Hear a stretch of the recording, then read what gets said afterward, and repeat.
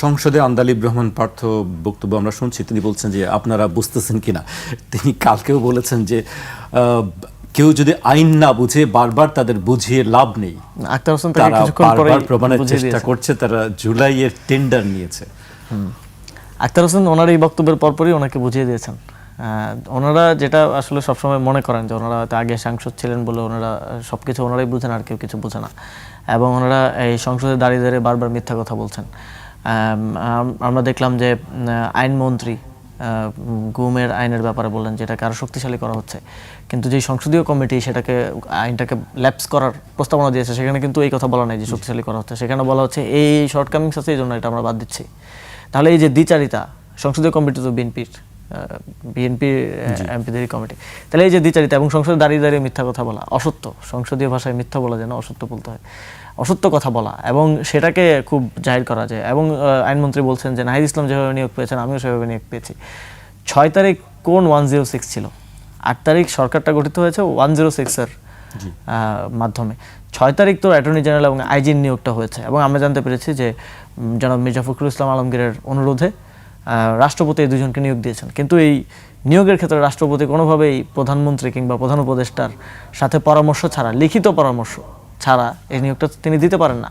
তাহলে তার নিয়োগটাও তো মানে অবৈধ। তিনি বলছেন যে নাহিদ ইসলামের সাথে সেটা তুলনা করছেন। তো তিনি দেশের আইনমন্ত্রী, তিনি এরকম সিম্পল জিনিসের মধ্যে অসত্য কথা বলছেন। আমি বলবো না যে তিনি এটা জানেন না, কিংবা তিনি খুবই ভালো একজন লয়ার হিসেবে ওনার রেপুটেশন আছে, তো ওনার এটা জানার কথা, কিন্তু তিনি জেনেও রাজনৈতিক দ্বিচারিতা এবং অসত্য তথ্যের আশ্রয় নিচ্ছেন।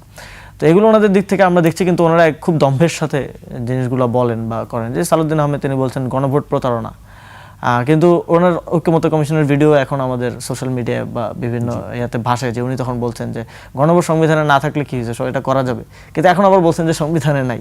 তো এই যে দ্বিচারিতা, এটা তো মানুষের কাছে খুব স্পষ্ট এটা, এবং এই প্রতারণাটা রাজনৈতিক দলগুলোর সাথে হয় নাই, এটা বাংলাদেশের জনগণের সাথে হয়েছে।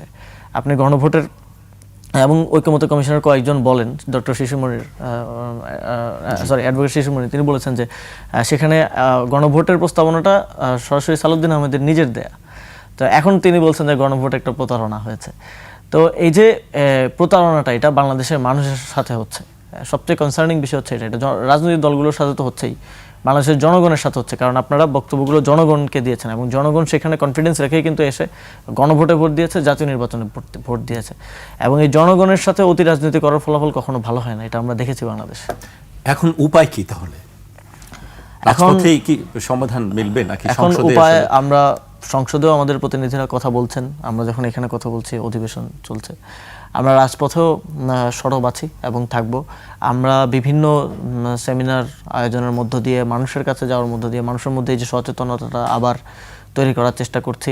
এই যে অধ্যাদেশ কিংবা জুলাই সনদ এবং আইনগত যে পরিবর্তন, এগুলো তো কাঠখোট্টা বিষয়, কিন্তু বাংলাদেশের মানুষ জুলাই গণঅভ্যুত্থানের পর অনেক বেশি সচেতন, তারাও এখন এগুলো বোঝে। তো আমরা আরও বোঝানোর চেষ্টা করছি, আরও এই যে গণভোটে মানুষ এত কোটি কোটি মানুষ হ্যাঁ ভোট দিয়েছেন, তাদের সাথে আবার কমিউনিকেট করছি যে আপনাদের সাথে এটা প্রতারণা হয়েছে, এবং মানুষ এটা বোঝেন।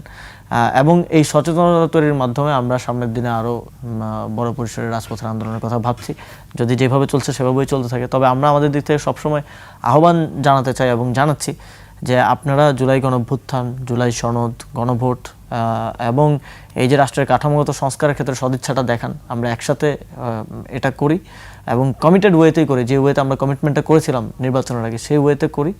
তাহলে এই যে দেশে তো অনেকগুলো ক্রাইসিস চলছে, দেশে না বিশ্বেই চলছে, বৈশ্বিক সংকটের থেকে শুরু করে এই সবগুলো বিষয়ে সরকার দল, বিরোধী দলে আমরা যারা আছি সবাই একসাথে সমন্বয়ের মাধ্যমে একটা সুন্দর বাংলাদেশ গড়তে পারি, কিন্তু সেক্ষেত্রে তাদের সদিচ্ছা আছে বলে আমাদের আসলে মনে হচ্ছে না।